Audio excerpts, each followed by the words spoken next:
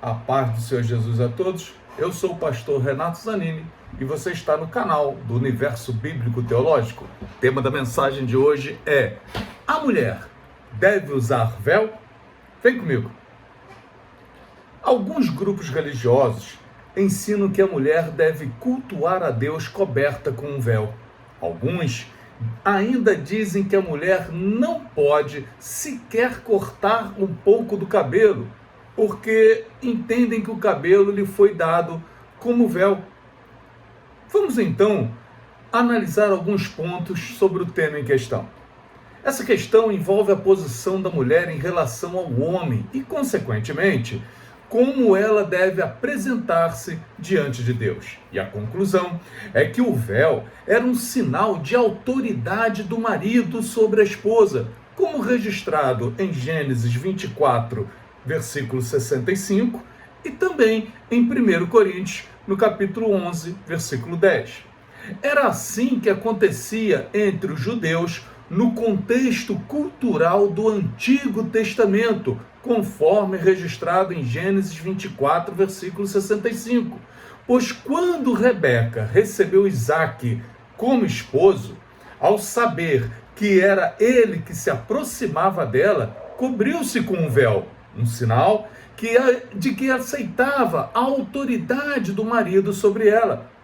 Agora, analisando o ensino de Paulo em 1 Coríntios capítulo 11, vemos no versículo 3 que está escrito assim: mas quero que saibais que Cristo é a cabeça de todo varão, e o varão a cabeça da mulher, e Deus a cabeça de Cristo. Em momento algum, Paulo ensina que aos olhos de Deus, as mulheres são inferiores aos homens, mas que o Senhor estabeleceu o princípio da liderança em que Cristo é o cabeça do homem e o homem o cabeça da mulher. Porém, alguns querem usar o ensino de Paulo em Gálatas, no capítulo 3, versículo 28, que diz assim: nisto não há judeu nem grego, não há servo nem livre, não há macho nem fêmea, porque todos vós sois um em Cristo Jesus. Agora, por que Paulo conservou esta diferença aqui quando a eliminou em Gálatas? A resposta é que a solução depende do contexto de ambas as passagens.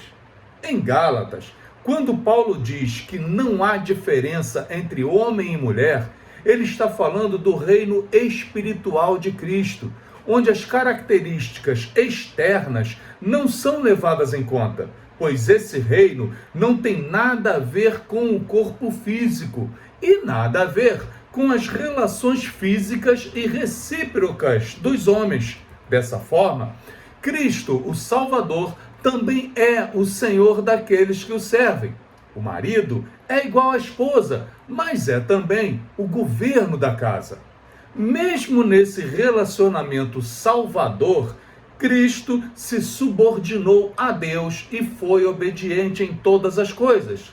A igreja de Corinto violava esse importante princípio. As mulheres competiam com os homens pela liderança pública na igreja.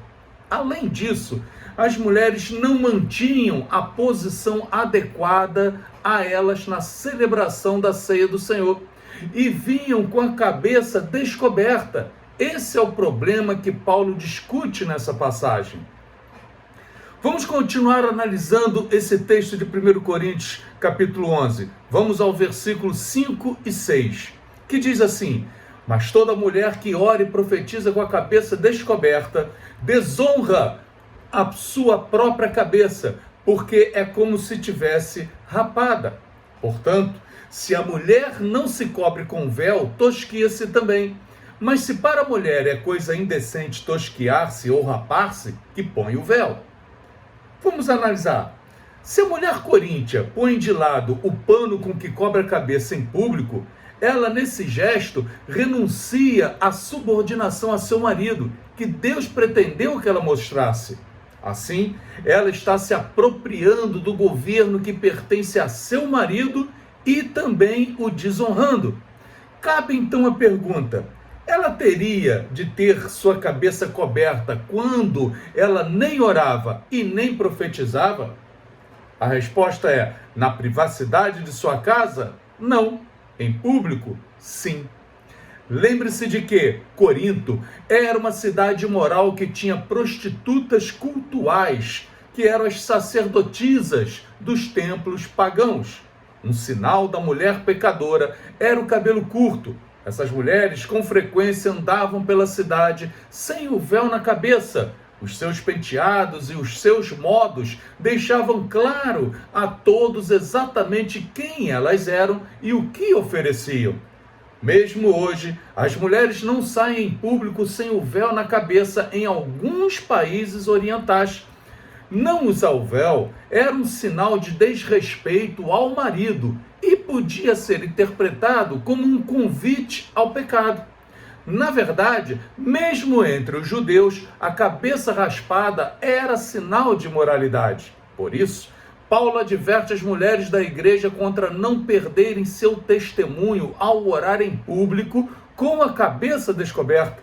Esse véu, ou cobertura, era um sinal de submissão ao Senhor e ao marido, e também na aceitação do princípio de liderança. Uma mulher ter a cabeça rapada era ainda um sinal vergonhoso e humilhante para o judeu, pois para eles, além do que já foi dito aqui, rapar a cabeça era sinal de voto, como temos a referência em Atos capítulo 18, versículo 18, e o capítulo 21, versículo 23 e 24. Portanto, era válido diante de Deus. Porém, para o mundo grego, só as mulheres escravas e as que haviam cometido pecado de adultério rapavam a cabeça. Também havia as prostitutas sagradas de templos pagãos, que rapavam a cabeça em Corinto. Assim, não era decente para a mulher cristã rapar a cabeça para cumprir uma determinação religiosa. Portanto, Paulo coloca a esposa na posição desconfortável de ter de fazer uma escolha. Se ela quer sair sem véu em público, que sua cabeça seja rapada e faça companhia às mulheres de má fama. Se ela faz objeção a ser rapada, que ela use um véu e se associe com mulheres respeitáveis. Observe então que quem tem que tomar a decisão é a mulher e não o marido. E a decisão é uma questão da sua disposição para ter um relacionamento submisso com seu marido por ordem de Deus. O que Paulo enfatiza nesse segmento é que no relacionamento do casamento, a esposa deve honrar e respeitar seu marido, e o marido deve amar e guiar sua esposa. Este é o princípio básico e que não muda, e que pode ser aplicado de maneiras diversas pelas variadas culturas através do mundo. Se Paulo permite que as mulheres orem ou profetizem num culto, vale o que dissemos no versículo 3 desse contexto, ou seja, a base para esta afirmação é o que Paulo disse em Gálatas 3:28. E se todos somos iguais no âmbito espiritual, logo o Espírito Santo enchia tanto os homens como as mulheres, e assim ambos oravam e profetizavam, pois diante do Senhor, homens e mulheres eram receptores dos dons do Espírito Santo. Nos dias de hoje, não temos este costume entre nós. Não há nenhum escândalo em uma mulher aparecer diante de Deus com véu ou sem véu, com cabelo curto ou cabelo comprido, desde que se traje decentemente. O problema é humano e não divino. Finalmente, todo o véu foi tirado do cristianismo. Agora, a presença de Deus está aberta a todos indistintamente. Paulo comenta que Moisés, quando veio do Monte Sinai, seu rosto brilhava e tiveram que cobri-lo com um véu. Referência em 2 Coríntios, capítulo 3, versículo de 7 a 18. Porém, ele fala no versículo 18, todos nós, ele diz assim, todos nós com cara descoberta. Ora, então, se é todos nós, logo, ele também está falando da mulher. Conclusão. Usar o véu para o culto, ou para orar, e cortar ou não cortar o cabelo, era um ensinamento para as mulheres judias dos tempos de Paulo. Era uma questão meramente cultural, e Paulo ensinou daquela maneira para não causar escândalos aos pagãos. Hoje, a mulher deve portar-se decentemente, dentro dos melhores padrões da nossa cultura. E não há mais véu de separação entre nós e a presença de Deus. Portanto, temos que nos aproximar de Deus com a cara descoberta, tanto homens como mulheres. Deus abençoe a todos. A paz do Senhor Jesus.